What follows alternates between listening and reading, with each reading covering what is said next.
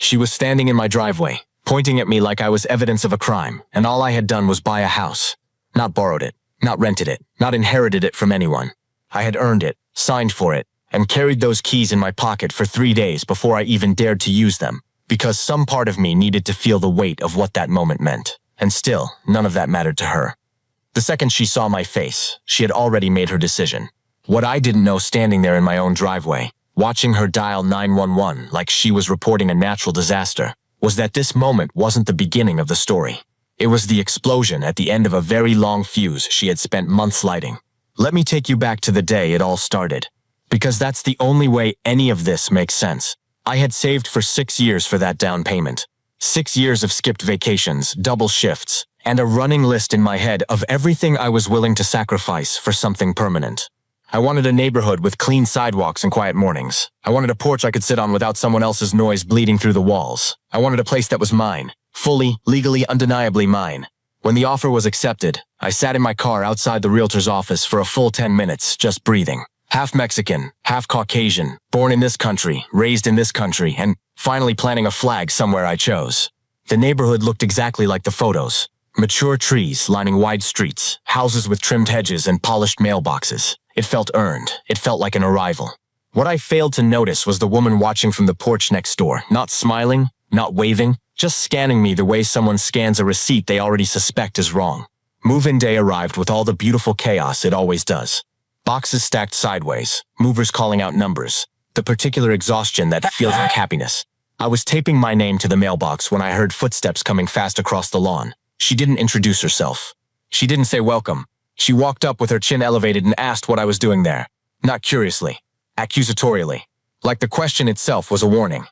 I told her calmly that I had purchased the house, pointed to my name on the mailbox, and offered to show her the documents. That's when her expression shifted into something harder. She said she would get to the bottom of it. She said mistakes happened. She said people like me didn't usually last long in neighborhoods like this. Then I said my name, Daniel Lopez, and I watched something change behind her eyes. No surprise, recognition, like she had just confirmed a suspicion she'd already built a case around. She told me the HOA would correct this and walked away with her jaw set like a verdict had already been delivered. That night, her porch light blinked on and off in the dark, and her silhouette stood behind the blinds, watching every box I carried through the front door.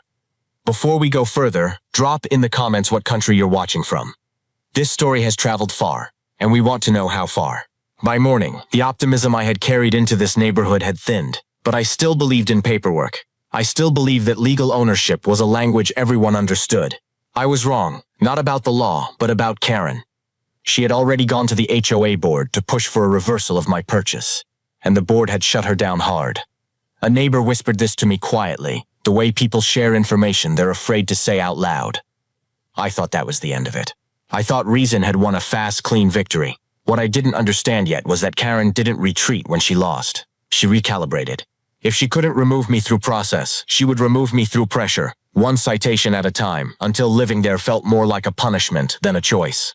The notices started arriving like bad weather, quietly at first, then without stopping. A warning about trash placement the day after I had placed it exactly where the rules required. A fine for lawn height the same afternoon my grass was freshly cut. I laughed it off initially, filing it under clerical error and human pettiness. Then the next one came, and the one after that. I was fined for parking too close to my driveway, then for parking too far. One citation informed me that I had left the neighborhood too early in the morning, as if my 6 a.m. commute was a personal offense against her schedule. Another said my porch light had been on at the wrong hour. I laughed again, shorter this time, and then I looked at the fees attached, and I stopped laughing entirely. Karen made sure to appear every time a notice landed. She'd stand at the edge of her driveway, holding a clipboard like it was a shield, smiling that thin, satisfied smile of someone who believes bureaucracy belongs to them. I noticed my neighbors found other directions to look when she appeared. Their sympathy was silent and useless. That's when I stopped reacting and started recording.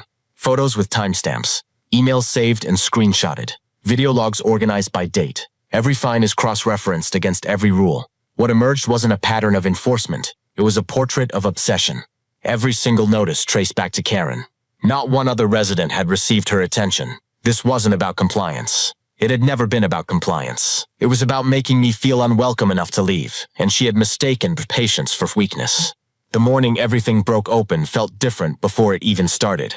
There was a charge in the air, the kind that comes before something that cannot be taken back. My doorbell rang like it was angry. I checked the camera feed and saw her pacing on my porch, phone clenched, hair loose, yelling about eviction and purity in the same breath. I didn't rush. I walked to my phone, opened the camera, pressed record, and then stepped outside. She told me she couldn't live next to me anymore. She told me the board's approval didn't matter. She said she would remove me herself. And then, when I asked her, calmly, clearly on camera, why she hated me so much, she answered. She said I was a South American. She said people like me made neighborhoods unsafe. She said my presence offended her peace. Every word landed clean on the recording. Then she did the thing that sealed everything. She called 911. She told the dispatcher there was an illegal occupant in her neighborhood. She said she feared for her life.